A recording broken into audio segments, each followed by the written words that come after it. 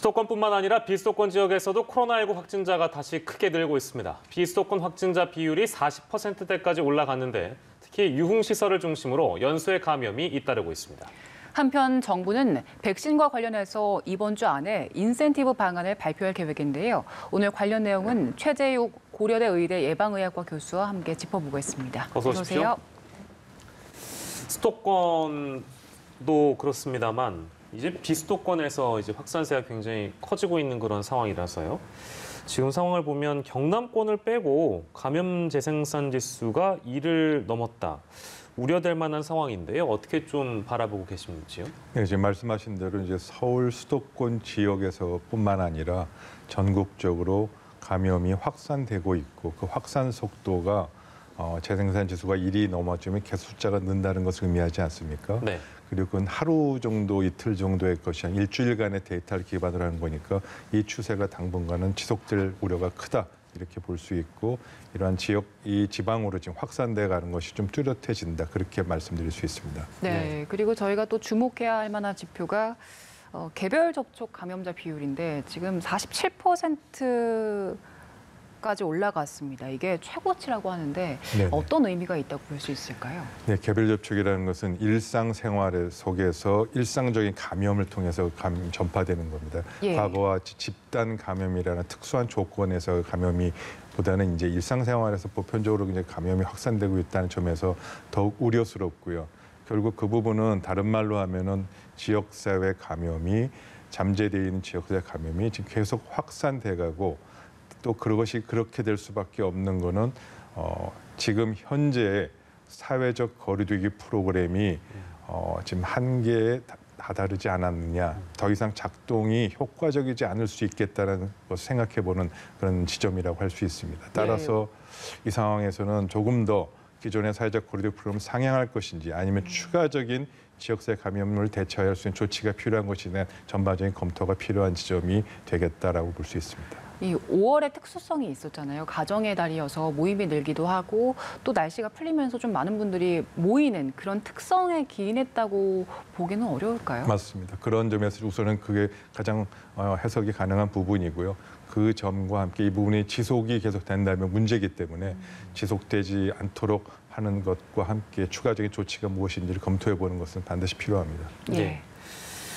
그리고 하나 더 짚자면 그 외국인 확진자 비율도 지금 거의 두 달 가까이죠. 9주 만에 두 자릿수를 기록하고 있습니다. 뭐 이제 그 최근까지 불거진 그런 집단 감염들 들여다보면 그 외국인 확진자의 비율이 좀 두드러지는 그런 결과 때문에라고 보일 수도 있겠는데요. 이 부분은 좀 어떻게 보시는지요? 네, 그 점도 뭐 우려스러운 지점이고요. 특히 지금 영국발 또 남아공발 인도발 변이 바이러스하고도 관련이 돼 있기 때문에 방역 당국과 전문가들이 주목해서 보고 있고요. 그러한 그 변이 바이러스가 외국인 입국자를 통해서 발생하는 부분에 대해서는 신중히 검토하고 역학조사 결과 통해서 입국자 관리뿐만 아니고 필요하다면 입국 자체를 좀 더 제한하거나 강화하는 부분도 고려하고 있는 것으로 알고 있습니다. 네, 알겠습니다. 전반적인 상황을 짚어봤고요. 백신 관련된 이야기 나눠보겠습니다. 이제 모더나가 다음 주에 국내 도착을 합니다. 그리고 다음 달 중순쯤에 접종이 시작될 예정이라고 하는데 일단 접종 대상이 어떻게 됩니까? 네, 모더나가 이제 국내 처음 5만 5천여 분이 들어옵니다. 예. 모더나는 아시다시피 지금 현재 아스트라제네카 백신이 이 젊은 20대, 30대에게 접종이 아직은 확산되지 않고 있는 점을 감안할 때 이런 30세 미만의 필수 사회 인력에 대한 접종에 현실적인 대안이 될 수밖에 없어서 그 전부터 접종이 시작되지 않을까 그렇게 생각하고 있습니다. 네. 이제 백신이 우리가 이제 목표로 한 시점이라는 게 11월 집단 면역 달성을 목표로 하고 있고 이제 모더나가 들어오고 나서 그 추후에 들어올 백신들 일정에 대해서 좀 간략히 소개를 또 해주시면 좋을 것 같습니다. 어떤 백신들이 또 들어올 예정입니까? 네, 우선 노바백스라고 있습니다. 노바백스는 이제 그 안전성이 이미 확보된 형태의 백신인데 승인 과정을 거치지만 뭐 노바백스가 들어올 예정이고요. 네. 또 1회 접종으로 백신이 접종이 가능한 얀센 백신도 이제 추후 들어올 예정이고 또 화이자 백신도 대량 이제 생산한 부분들이 이제 국내 대량으로 들어오고 또 아스트라제네카 백신도 안동 우리 SK 바이오사이언스에서 생산한 백신이 대량으로 이제 국내에 풀리게 되는 것도 예. 6월, 7월부터 가능하게 됩니다. 그래서 예. 일시적인 그런 부분들이 많이 해소될 것이라고 보고 있습니다. 예, 장기적으로 봤을 때 이제 수급에 좀 숨통이 튀었다고 이제 봐도 되겠습니까? 어떻습니까? 예, 맞습니다. 단기적으로 봤을 때는 이제 수급에 있어서의 문제는 크게 없고요. 그동안 이제 다만 우리가 이제 11월 집단 면역 달성을 조금 더 땡겨서 10월, 9월까지 해볼 수 있는 그런 부분들이 조금 예상대로 조금 더 바람대로 이렇게 되지 못했다는 부분하고 예. 또 아주 단기적으로는 네. 지금 원래 정부가 발표한 건 6월 말까지 1,300만 명의 예, 예. 접종을 해야 되는데 예. 아직 이제 400만 명밖에 못했습니다. 그래서 900만 명 정도로 이제 60일 남은 시간 동안에 이제 해야 되는데 물론 뭐 예방접종센터가 운영하는 그 범위로 보면 하루 25만 명, 뭐 30만 명 접종이 가능합니다. 근데 국민 여러분께서 적극 협조해 주셔서 예방 접종에 참여해 주시고 예약을 좀 높여 주시는 것이 관건이 좀 되겠습니다. 네, 일단 수급 상황은 안정세에 접어들었지만 접종 예약률이 그리고 전체적인 접종률이 좀 낮다는 평가를 주셨어요. 아무래도 아직은 예약이 지금 진행이 되고 있잖아요. 그래서 저희가 나오는 전문가 분들께 계속 여쭤보고 있습니다. 어떻게 해야 접종률을 높일 수 있는지 그 방안에 대해서 여쭙고 있는데 교수님께서는 어떻게 보세요? 네, 크게 세 가지인 것 같습니다. 고령층에서의 예방 접종을 늘리는 것이 가장 중요한 최우선 순위입니다. 예. 사망률을 줄일 수 있기 때문에. 네네. 근데 아무래도 고령층께서 왜 불안해하시는지에 대한 부분을 조금 더 짚어보는 것이 사실 필요하고요. 그 부분이 여전히 그 국민들이 고령층에 계신 분들 국민 설득하지 못하는 부분이 좀 있어서 예. 이 부작용에 대한 불안감을 해소할 수 있는 메시지가 뭘 더 개발해야 되는지 예. 그리고 접종을 늘리고 하고 나서 발생할 수 있는 부작용에 대해서 정부가 어떻게 관리하고 보호하겠다는 그런 강력한 메시지가 아직 조금 더 설득할 수 있는 메시지가 예. 좀 더 개발하는 것이 필요하겠다는 생각이 들었고요. 예. 물론 지금 고령층에 대한 뭐 인센티브 접종 후 인센티브도 고려하고 있지 않습니까? 그래서 예. 다양한 그런 인센티브와 함께 보상책이라든지 이런 부분들도 조금 더 획기적으로 고령층에 대해서는 추가적으로 만드는 것이 전 바람직하다고 보입니다. 예, 예. 어떤 또 인센티브가 또 제한이 될지 그것도 저희가 지켜볼 일이고요. 그리고 모레부터입니다. 5월 27일부터 자녀 백신 당일 예약 서비스를 제공할 예정이라고 하는데 이게 이제 흔히 우리가 부르는 노쇼 백신 접종하고 싶으신 분들 그동안 일일이 전화해서 불편함을 호소하신 분들이 많은데 네이버나 카카오 같은 이런 IT 기업을 중심으로 해서 서비스를 편하게 이용할 수 있게 된다면 아마 이런 자녀 백신 당일 예약을 좀 더 활용도 높게 접근할 수 있는 그런 가능성이 열렸다고 봐도 되겠습니까? 어떻습니까? 네, 그렇습니다. 저 굉장히 편리하게 좀 됐다고 봅니다. 27일 오후 1시부터 네이버 카카오를 통해서 우리 동네 백신 알림 예약 서비스가 지금 열린다고 합니다. 예. 만약 그렇게 되면은 그런 앱을 통해서 홈페이지 통해 간단히 접수가 되니까 굉장히 편리하게 될 수 있다고 보고요. 예. 사실 지금까지는 각 구청이나 그 개별에 있는 예방 접종 센터에 전화를 일일이 걸어서 확인하고 이런 절차에 대해서 굉장히 불편한 점이 있었고요. 예. 저도 해봤는데 좀 불편하더라고요. 예, 예. 그런데 이런 그 앱을 통해서 하게 되면 아주 편리할 것 같고 접종을 좀 더 올릴 수 있는 예. 예약을 올릴 수 있는 그런 계기가 되지 않을까 싶습니다. 예, 네. 알겠습니다. 그리고 앞서도 언급을 해주셨지만 백신 예약률 그리고 접종률을 전반적으로 높이기 위해서는 인센티브를 좀 획기적으로 주는 게 필요하겠다 이런 말씀 해주셨잖아요. 일단 정부는 이번 주 안에 그 인센티브 방책에 대해서 좀 구체적으로 밝힐 예정이라고 하는데 어떤 내용이 포함될 거라고 예상하세요? 여러 가지 다양한 인센티브 방안들이 있겠죠. 경제 활동을 위한 인센티브도 있고요. 해외 이러한 산업 생산 활동을 위한 여권 백신도 있겠고요.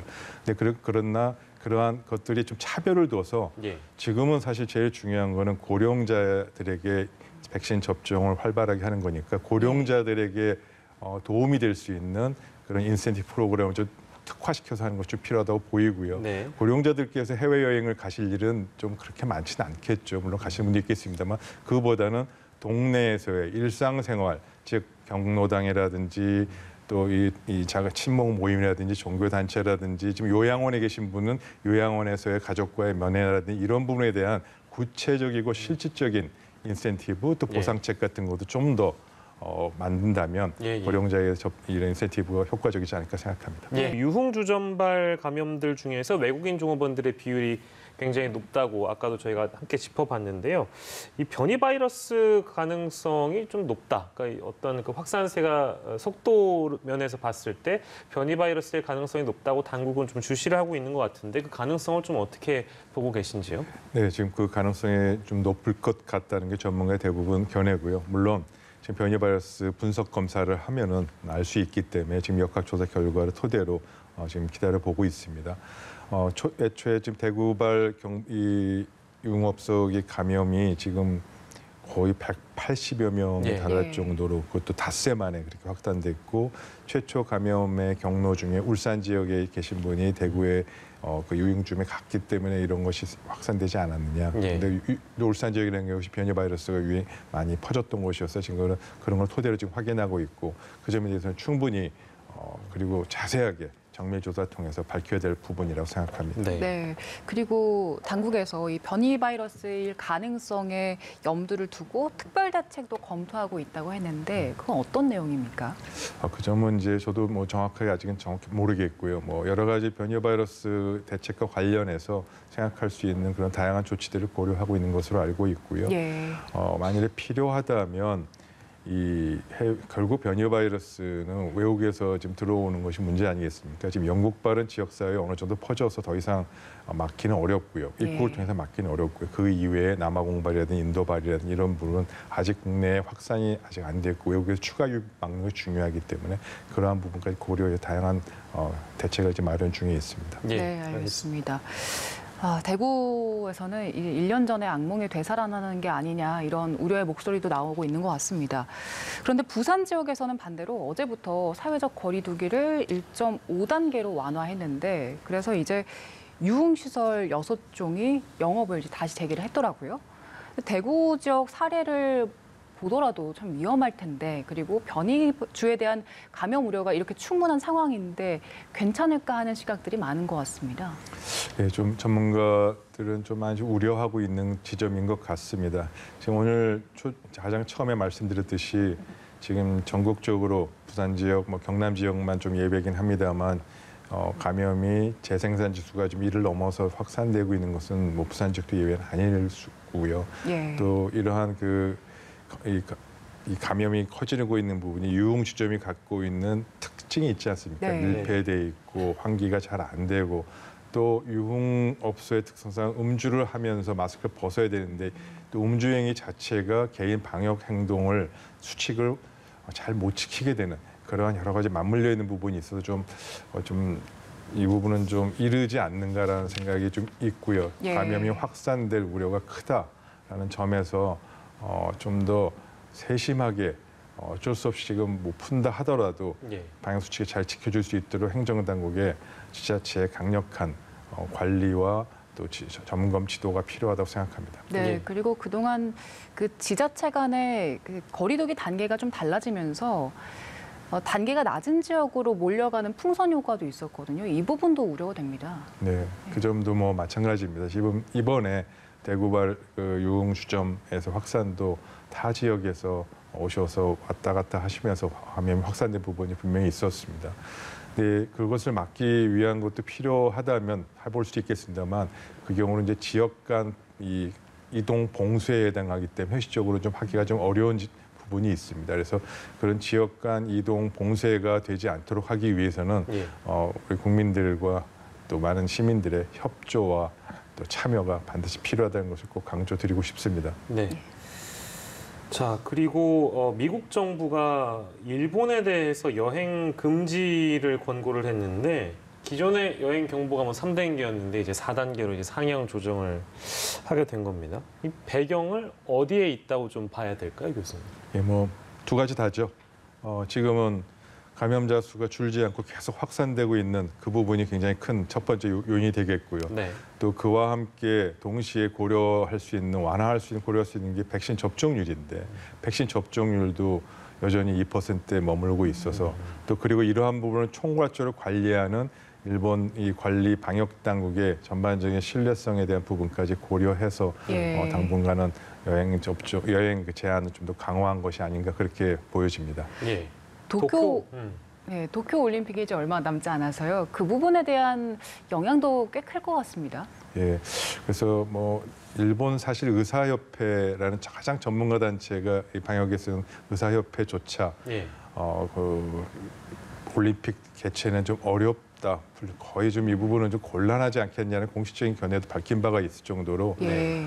지금 백신 올림픽 이 개최에 대한 부분은 좀 어렵지 않는가라는 게 전문가의 대부분의 견해인 것 같고요. 예. 그 점을 좀 충분히 감안해서 여러 가지 그런 상황을 고려하는 것이 필요하다고 보입니다. 네. 그런데도 또 일본 총리는 강행하겠다는 의지가 강해서 이 상황이 또 어떻게 바뀌게 될지는 뭐 의문입니다. 좀 실제 열리게 될지도 좀 기다려봐야 될 것 같고요.